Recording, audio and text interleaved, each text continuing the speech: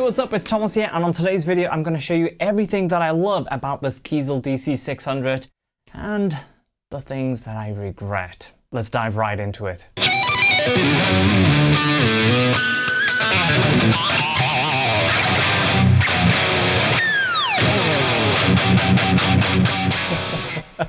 Chocolicious sounds or what? I'm using a bit of an older plugin by Neural DSP today, the Nameless, but damn!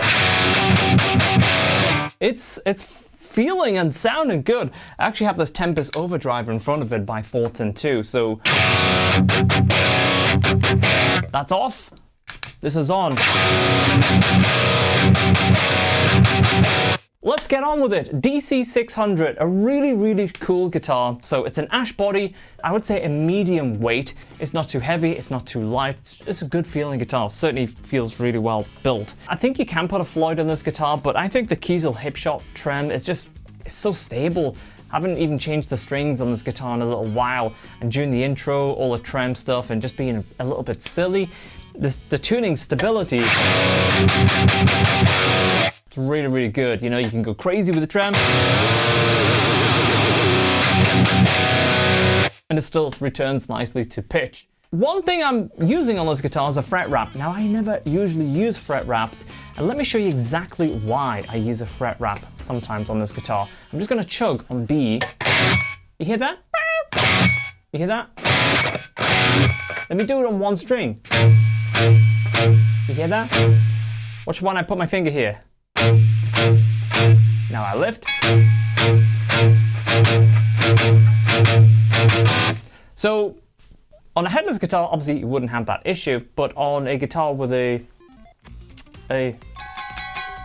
whatever that is, well, it's a headstock obviously, but you know, that sort of tree or whatever you call it, it's good to just dampen those frequencies down so they don't get into the amp. And when you use really tight overdrive sounds like this, for some reason it just picks anything up on the strings.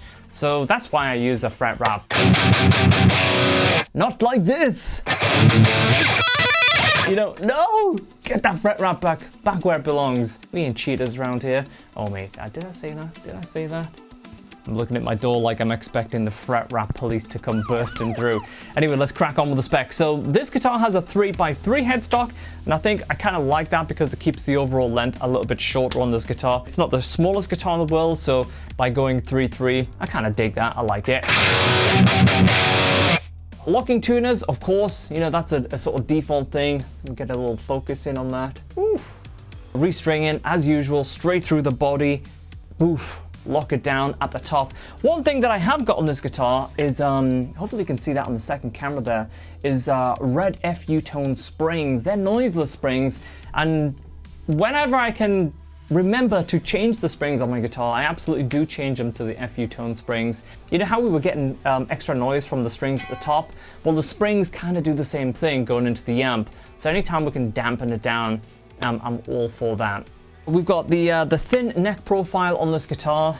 This has a walnut neck with those nice orange mahogany stripes. I think it's a really cool look, and because it's a neck through, you get that nice sort of contrast as it hits the body. That's really cool. Personally, I'm not so crazy about neck throughs. I grew up playing bolt-on necks, and given the choice, I would actually choose a bolt-on over a neck through. So I guess other than the aesthetics of a neck through, I just don't see the appeal, but let me know in the comments if you're with me or not. Team bolt-on versus team neck through. This might be interesting. We've got an ebony board on the neck of this guitar, and I like that because when you look down, it's very easy to visualize. It's not quite as dark as the rich light that's used in my signature, but it's a great quality ebony board. I'm a big fan of that. I'm trying to avoid the things that I kind of regret with this guitar because I want to save those for the end. So let's jump into the electronics of this guitar. This guitar originally shipped with Kiesel's active pickups, which actually sounded damn good. They are very, very good pickups. But you know me, I like me some Fishman Fluence. And this guitar has the Open Core Classics. Really, really cool. Got them wired up with a super 5-way switch. I probably will get the push-pull for the profiles reversed. Check this out. By default, when I play, I don't know, let's switch up to D minor.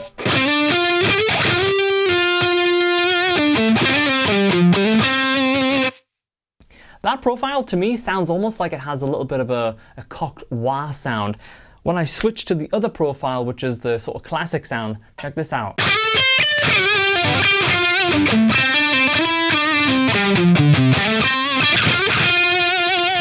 Now go back to that other profile. Terrible playing, sorry.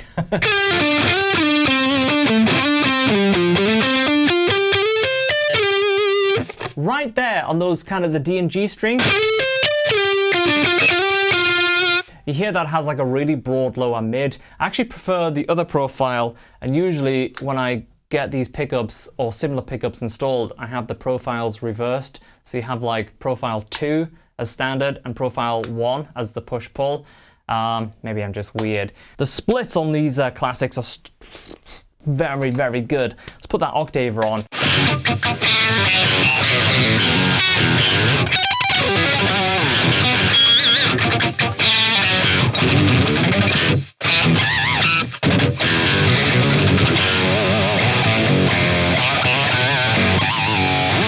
So let's dive into a clean tone because those splits really come into their own. And I'm going to use a Bogner Harlow compressor into the John Petrucci Neural DSP plugin.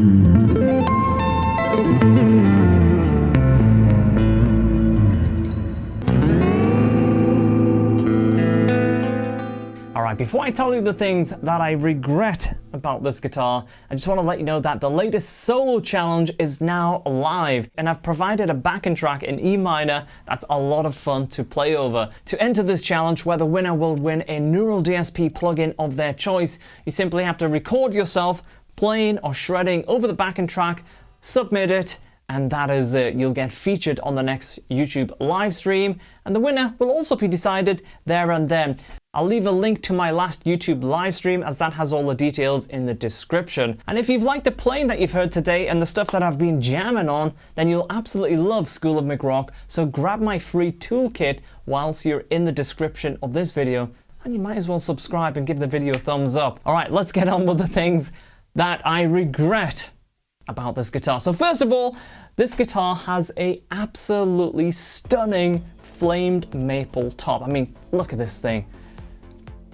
But that's the thing, I chose to have a satin finish on this guitar. I haven't owned a satin guitar, so I didn't really know what they felt like, what they really look like in person. So every time I see this guitar, I just see like it's got such a beautiful flame top on it. And I imagine like how good it would have looked if I chose a gloss finish. Usually I like raw tone, you know, my signature is based on a raw tone finish. I love that. So I would either go raw tone or full pimp gloss. This kind of satin finish in the middle, it's cool and great that Kiesel do the options, but sometimes that's the thing. When you give us so many options, we make mistakes, you know? I mean, overall, it's not affecting the guitar, but every time I see this massive slab of flame maple on the top, I'm like, oh, imagine what that would look like if I had chosen gloss. The other thing that I kind of regret about this guitar, I chose medium jumbo frets.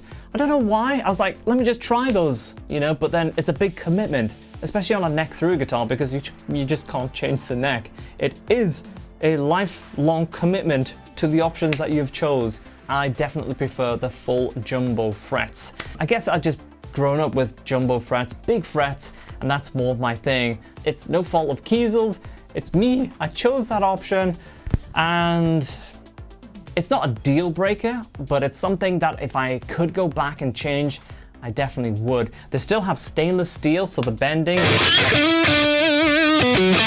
that was terrible vibrato and bending, but you get the idea, right? It's like, it feels great, but just the spacing, I wish it was jumbo.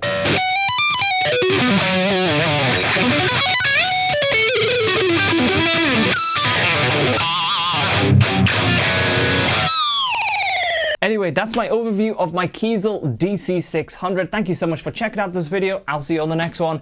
Have a great day. Cheers, guys. Bye.